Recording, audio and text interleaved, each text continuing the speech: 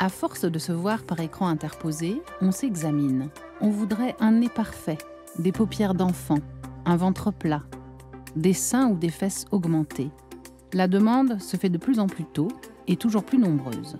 Sans acte chirurgical, les piqûres de toxines botuliques ou autres l'ont beaucoup facilité. La frontière entre injection et injonction est-elle poreuse ?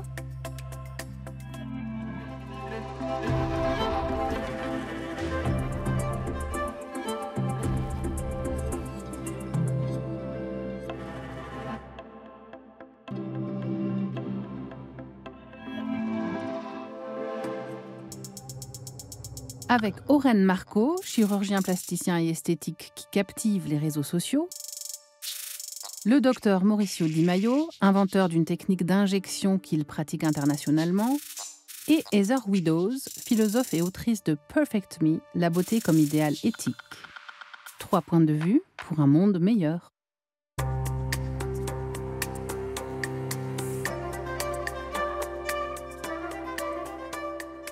Moi, je m'appelle Oren Marco, je suis médecin, je suis docteur en chirurgie plastique, reconstructrice et esthétique, puisque j'officie à mon cabinet et en clinique privée. Mais la moitié de mon temps, je le passe aussi à l'hôpital public, où on s'occupe en fait des patients qui sont soit grands brûlés, soit, pour ma part, effectivement, je me suis un peu spécialisé dans la reconstruction liée au cancer de la peau. Pour moi, faire de l'esthétique, c'est aussi réparer les gens. Alors, on répare peut-être pas la même chose, quelque chose qui ne se voit pas, mais on répare en tout cas l'âme des gens. J'ai vraiment l'impression d'aider les gens à booster leur ego, à enlever un complexe, à se réparer, et je trouve que c'est assez noble aussi. Je suis Heather Widdows. Je suis philosophe à l'université de Warwick au Royaume-Uni et je suis l'autrice de Perfect Me, la beauté comme idéal éthique. J'ai commencé à travailler sur la beauté après avoir passé 15 ans à étudier les questions d'éthique globale et d'inégalité. Et progressivement, il m'a semblé que la beauté devenait un élément déterminant de ce que les êtres humains pouvaient être et faire. C'était une question de justice, aussi importante que bien des domaines que j'avais étudiés, du trafic d'organes à l'éthique de la génétique. Je suis le docteur Mauricio Di Maio. Je suis chirurgien esthétique brésilien et je suis le créateur des MD codes. Les MD codes sont des points précis d'injection dans le visage qui donnent des résultats chirurgicaux sans recours à la chirurgie. Quand j'ai commencé mes études, je suis entré à l'école de médecine en voulant être psychiatre. À l'époque, je trouvais très important de comprendre ce que les gens ressentaient en eux-mêmes. Puis, en essayant diverses spécialités, dès que j'ai compris qu'avec la chirurgie esthétique, on pouvait obtenir une transformation concrète très rapidement, j'ai complètement changé pour prendre cette direction.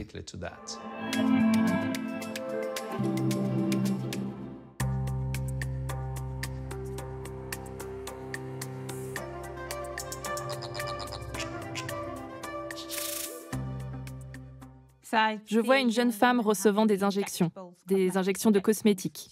Elle a environ une vingtaine d'années et elle reçoit des injections. Je pense qu'elle a dû se faire refaire les lèvres. Ou bien c'est du maquillage. Ce qui est naturel et ce qui ne l'est pas, le concept est assez compliqué. Le maquillage est-il naturel? Les injections sont-elles naturelles? Je ne suis pas experte en la matière. Sa bouche, elle est le stéréotype pour moi d'une bouche injectée, même si les volumes ne sont pas énormes. Elle est pour moi très peu naturelle. Peut-être que j'ai un regard qui est un peu biaisé parce que c'est mon job et que je fais des injections au quotidien. En tout cas, moi, ce qui me plaît dans l'esthétique, c'est si même moi je me trompe. Quand moi je me trompe, je félicite le collègue qui a travaillé sur la bouche ou les seins. Là, en l'occurrence, on ne se trompe pas et on voit immédiatement que ce sont des lèvres injectées. C'est une photo publicitaire, c'est sûr. Ce n'est pas une image scientifique ou médicale. Ça donne une impression, je dirais une fausse impression, de ce que peut être une bonne pratique médicale.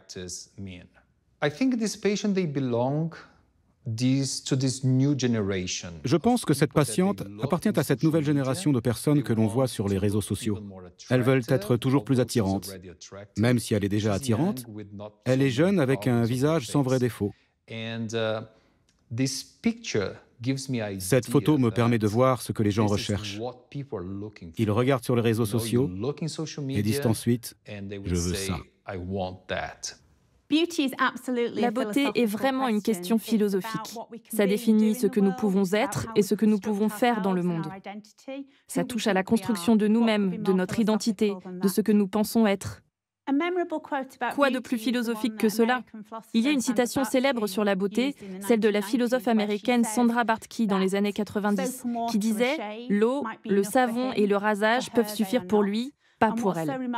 Ce qui est remarquable dans cette citation, c'est qu'elle n'est plus vraie. Tout le monde, homme ou femme de toutes sortes, tout le monde en fait plus pour atteindre l'idéal de beauté. Mince, ferme, souple et jeune. Je pense que la beauté est comme une projection. On finit par aimer ce qu'on a sur son propre visage. Par exemple, si j'apprécie mes lèvres, en voyant quelqu'un d'autre, je dirais « tu as de belles lèvres ». Si je déteste mon nez, en regardant quelqu'un d'autre, je dirais « oh, je n'aime pas ton nez ». C'est subjectif et c'est assez délicat, surtout si vous avez mauvais goût. Si je devais donner une définition, pour moi, la beauté, c'est l'harmonie. L'harmonie, ça veut dire que vous pouvez avoir des petites touches d'imperfection qui sont comme l'assaisonnement d'un bon plat. Le Brésil est le leader mondial des chirurgies plastiques avec 13,1% du marché. Plus d'1 million d'interventions plastiques qui sont pratiquées par an, 80% de la patientèle est féminine. Ce pays, qui est une autorité en la matière, est célèbre pour l'invention du BBL, le Brazilian Butt Lift, l'augmentation du volume fessier. Aujourd'hui, des Brésiliennes, et des patientes venues d'ailleurs, semblent lui tourner le dos. La dernière tendance est à la vaginoplastie. Le professeur Maurice Mimoun, qui officiait avant à l'hôpital Rothschild, maintenant à l'hôpital Saint-Louis à Paris. Et il a écrit plusieurs ouvrages il y a plusieurs années, dont un qui donnait beaucoup de sens à la chirurgie plastique et esthétique, c'était « s'empêcher d'en faire trop ». Et s'empêcher d'en faire trop, c'est aussi valable pour le patient que pour le médecin ou le praticien qui va prendre en charge des patients. Parce que bien souvent, on peut avoir envie de faire le mieux pour les gens, mais on peut se perdre, on peut avoir envie de faire des techniques, etc., parce que c'est un métier très technique.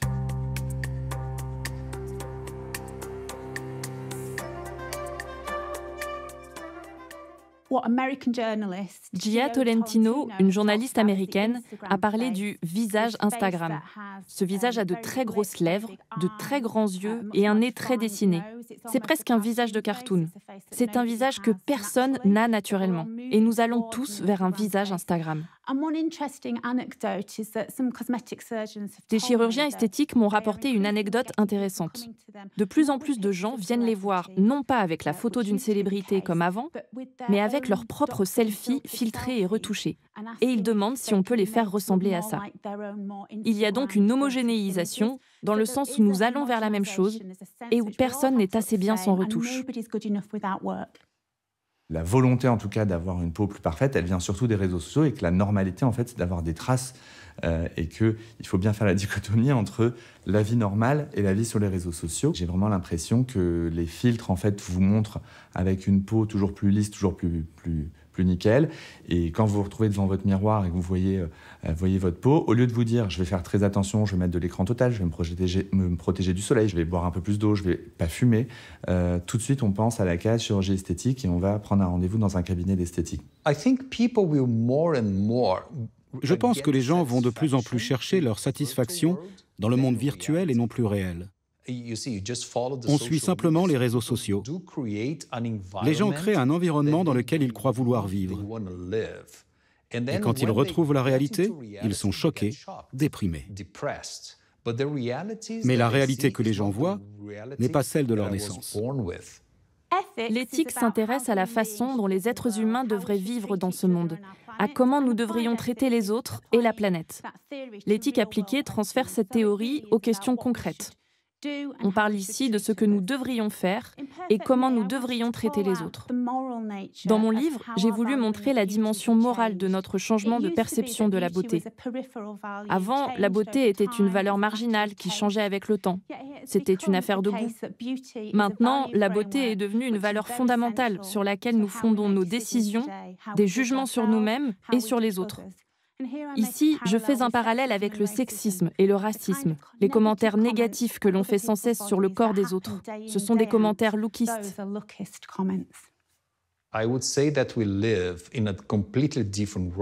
Je pense que nous vivons dans un monde complètement différent. Je dirais même, pardonnez-moi de le dire, qu'il y a déjà une autre espèce. Quand je dis une nouvelle espèce, je parle de ceux qui, à leur naissance, ont déjà intégré le numérique. Par exemple, avec les avatars. En Europe comme en Amérique, on rectifie ce qui se voit. Au pays du soleil levant, la chirurgie esthétique est plus spirituelle. La tendance depuis 10 ans chez les Japonais, modifier ces lignes de la main. Un simple scalpel électrique brûle la peau et après un quart d'heure, on repart avec l'espoir d'une nouvelle vie. La majorité des clients sont des trentenaires accros à la divination. De manière plutôt stéréotypée, les hommes veulent voir dans leur paume la richesse, quand les femmes veulent changer leur ligne de cœur. Désormais, les plasticiens potassent la chiromancie pour s'assurer que leurs dessins correspondent à des destins. Tarifés. Les réseaux sociaux font vraiment partie de ce qui façonne l'idéal mondial. Ce n'est pas qu'un marché, c'est une façon d'exprimer qui nous sommes et ce qui compte pour nous, et c'est un moyen de communication. Il y a quelque chose de démocratique dans les réseaux sociaux. Il y a du bon et du mauvais. Dans le cas qui nous intéresse, c'est fondamentalement un média visuel en 2 dimensions, et nous n'avons pas encore réussi à cerner ce que signifie vivre dans un monde d'images et non dans un monde de texte. Cette image en tant que perception du monde a été bien sûr exacerbée par le confinement. Ce qui était déjà là s'est accéléré. Dr Beauty, c'était tout simplement un compte. Alors au début de l'ère Instagram, moi, j'avais pas du tout en tête d'avoir un compte ouvert et de prodiguer des conseils comme ça à beauté. J'ai juste constaté, moi que quand je jouais de l'humour, je faisais véhiculer beaucoup plus de messages et mon message était beaucoup plus impactant que quand je faisais un petit discours moralisateur du genre ne pas aller chez le chirurgien trop tôt, etc. En fait, le fait de mettre du second degré dans tout ce que je dis, le fait de tourner les choses autrement, avait un impact beaucoup plus fort. It's interesting that today, the patients that visit our office, they are very diverse. Je pense qu'il est intéressant de noter que les patients qui viennent nous voir aujourd'hui sont très divers. On voit des patients jeunes et d'autres plus âgés. Ça a changé. Avant, on avait surtout des patientes. Aujourd'hui, des hommes ont recours à un traitement. On vit plus longtemps. Nous devons nous y adapter, même dans notre apparence. Ça devient très important. Et tôt ou tard, ce sera banal. Comme pour les dents, il faut apprendre à prendre soin de son visage. Mais le secret, je pense, c'est de commencer suffisamment tôt. Il y a eu un boom, un essor de l'esthétique, en tout cas en France, je ne sais pas dans les autres pays, mais en tout cas en France, post-Covid. Probablement lié au fait que pendant le confinement, les gens se sont retrouvés en face d'eux-mêmes et qu'il y a eu effectivement, on n'avait pas grand-chose à faire, donc on faisait du sport, on faisait attention à soi. En tout cas, on a prêté attention à son corps, à son visage. Parfait, je suis en télétravail. C'est pas grave si j'ai quelques bleus. De toute façon, je suis en télétravail, donc je vais bosser de la maison, personne n'en saura rien. Quand le Covid est arrivé, il s'est passé quelque chose d'intéressant parce que le marché de l'esthétique ne s'est pas arrêté.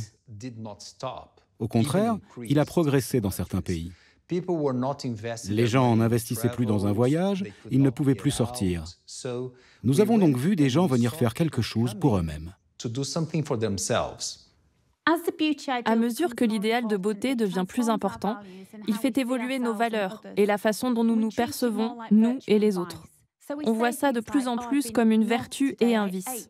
On en arrive à dire « j'ai été nul aujourd'hui, j'ai mangé cette part de gâteau » ou bien « j'ai été bien, j'ai fait du sport ». On inflige ça aux autres aussi. On va dire « oh, elle se laisse aller ». « oh, elle est vraiment splendide ». Ces jugements vont bien plus loin que la simple apparence. La beauté devient si dominante dans notre société qu'elle devient centrale dans la discussion. Quand on dit à un ami « Tu as l'air superbe aujourd'hui, j'adore ta veste », c'est parfois juste une phrase amicale.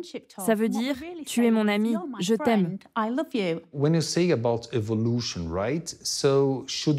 En matière d'évolution, devons-nous accepter ce que la nature nous donne? C'est une possibilité.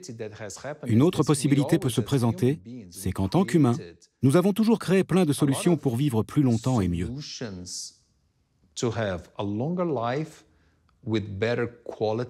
Depuis les traitements hormonaux jusqu'au design des voitures.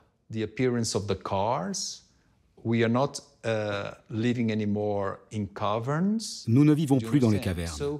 Comprenez-moi. Prenez les dents, par exemple.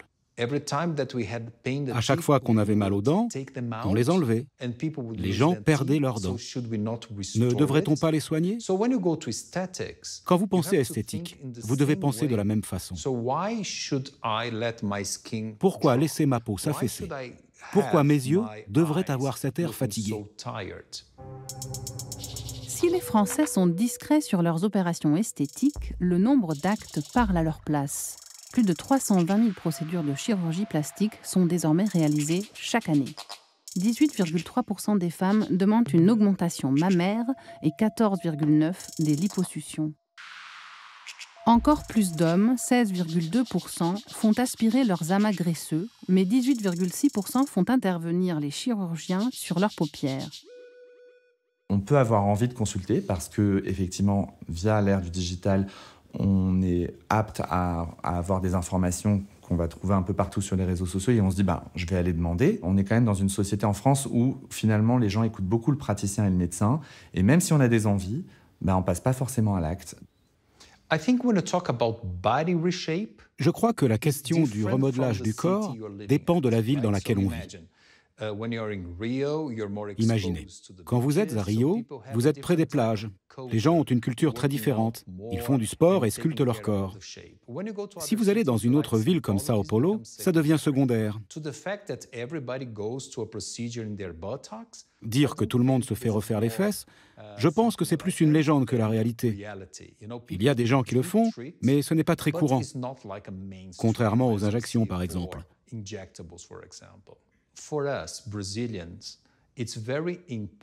Pour nous, Brésiliens, c'est très important. C'est normal de chercher à être beau, de montrer que l'on est attirant ou jeune.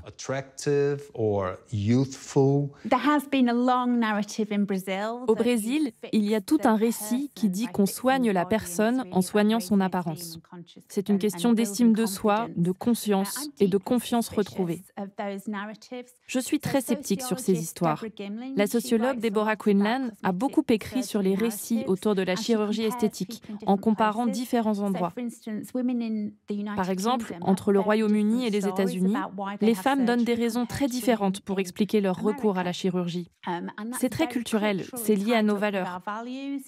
C'est la même chose avec les régimes. Il y a des endroits dans le monde où l'on ne peut pas parler de régime, parce que c'est synonyme de famine. Les gens vont parler de purge ou de jeûne. Les récits changent, mais toutes ces pratiques mènent au même corps homogénéisé.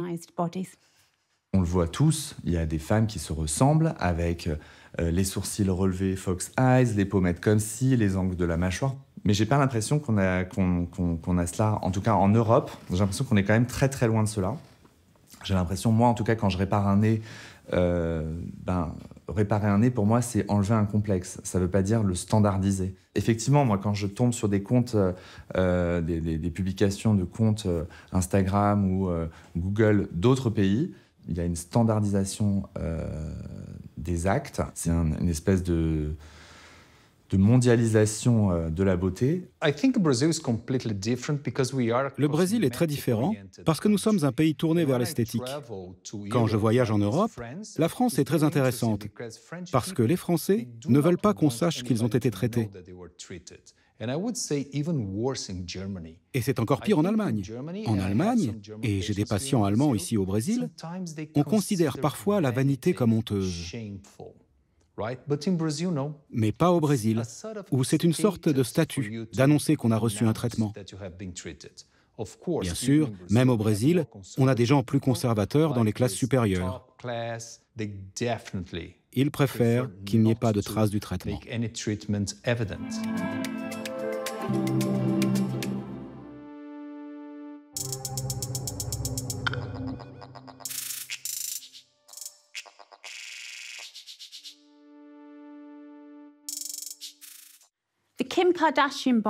Le corps Kim Kardashian, un corps fin avec des courbes, est très dominant. Certains ont affirmé que c'était un retour à une hypersexualisation du corps féminin, et c'est indubitable. Mais nous avons dans le même temps une hypersexualisation du corps masculin. Ce corps musclé, ce triangle inversé tout aussi grand, irréaliste et ferme. Je crois de plus en plus que l'attractivité sexuelle et la conformité aux normes de beauté sont distinctes, que ces corps auxquels nous aspirons sont très différents de ce qui nous attire vraiment dans le monde. Ce ne sont pas des corps que l'on veut tenir ou toucher, ce ne sont pas de vrais corps humains, ce sont des perfections plastiques, des corps accomplis en 2 dimensions. Je pense que cette beauté est moins liée à l'attraction sexuelle qu'auparavant. Je crois que l'attractivité sexuelle et le corps parfait tendent à s'éloigner. Il y a eu quand même des effets de mode. Il y a eu, je pense notamment aux Kardashian, qui ont vraiment propulsé l'ère du fessier pendant plusieurs années. Et d'ailleurs là, elles reviennent en arrière.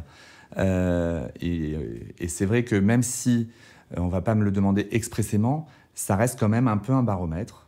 Et même si on ne me dit pas « non, je voudrais des fesses un peu comme Kardashian », mais en tout cas une taille très marquée, c'est vrai qu'elles ont un peu influencé tout cela. En tout cas, je vois un retour en arrière déjà de cette pratique. Le combat contre les discriminations physiques agit-il ? Selon une récente enquête de l'Université d'Oxford menée sur 11 000 hommes de 33 ans, un visage agréable favorise l'accès à l'emploi, aux promotions et même à un meilleur salaire.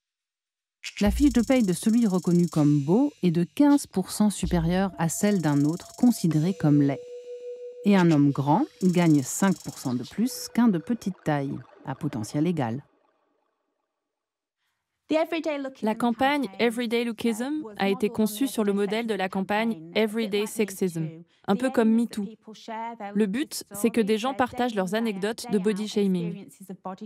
L'idée, c'est que ça puisse bénéficier à chacun, que l'on puisse voir qu'il n'est pas normal de se faire traiter de la sorte.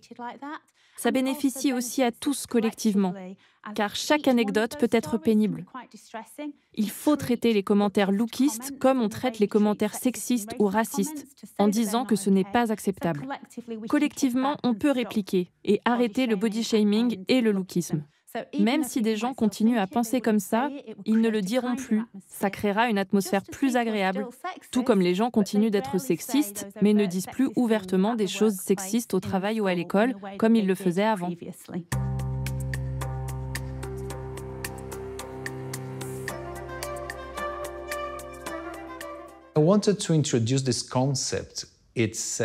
J'ai voulu lancer ce concept que j'appelle le prochain humain. Qu'est-ce que le prochain humain ? Je pense que sur cette planète, le prochain humain, c'est quelqu'un qui sera de plus en plus vieux, mais avec une belle apparence, une bonne santé, qui prendra soin de son alimentation, de ses données médicales et aussi de son apparence.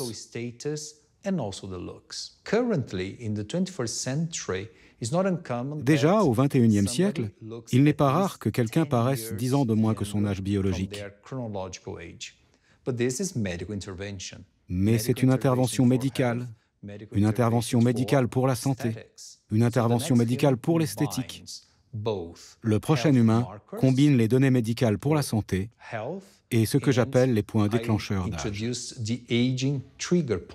Qu'est-ce que va devenir en tout cas, toutes ces personnes injectées beaucoup trop tôt, traitées beaucoup trop tôt, est-ce qu'on ne va pas finalement avoir des gens qui n'ont pas d'âge, ce qui existe déjà, parce que moi, ça m'arrive même de donner cet argument quand je refuse quelqu'un. Je lui dis, écoutez, là, vous êtes très jolie à 39 ans, si vous commencez les injections, on va penser que vous en avez 50 et que vous avez fait des injections.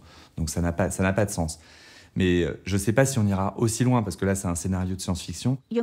Les jeunes sont à la fois de plus en plus obsédés par leur corps et davantage impliqués dans des campagnes environnementales et autres questions politiques. Mais d'une certaine façon, pourquoi demander de la cohérence à une génération?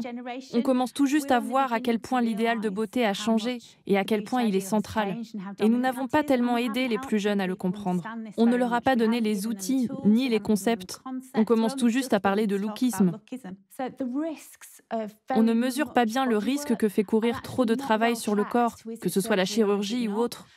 Il y a un vrai problème avec les injections qui sont bien moins régulées que la chirurgie dans beaucoup d'endroits du monde.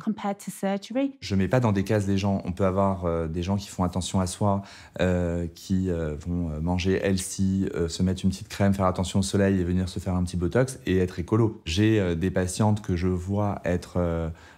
parce que des fois un peu connus, qui militent effectivement fortement pour des actes écolos, qui viennent au cabinet faire 2-3 piqûres ou s'occuper de soi.